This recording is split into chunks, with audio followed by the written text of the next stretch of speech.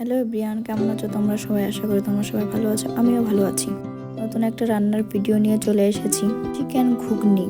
প্রথমে মশলাগুলোকে পেস্ট করে নেব, যেটার মধ্যে ছিল পেঁয়াজ, রসুন, আদা, লঙ্কা, জিরে আর ধনে। আমার যা যা লাগবে সব কিছু গুছিয়ে নিয়েছি। চলো এবার রেসিপিটি তোমাদের সঙ্গে শেয়ার করি। প্রথমে কড়াইতে সাদা তেল আর গোটা গরম মশলা আর পেঁয়াজ দিয়ে দিয়েছি। পেঁয়াজটা ভাজা ভাজা হয়ে গেলে আগে থেকে পেস্ট করে রাখা মশলাটা দিয়ে দিলাম। এরপরে গুঁড়ো মশলাগুলো দিয়ে দিচ্ছি। এরপরে দিয়ে দিচ্ছি হলুদের গুঁড়ো, লঙ্কার গুঁড়ো, পরিমাণ মতন লবণ আর একটু চিনি।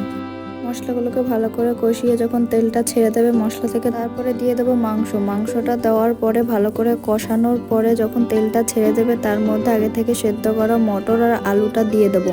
5-10 মিনিট কষানোর পরে তার মধ্যে গরম জল দিয়ে দেবো।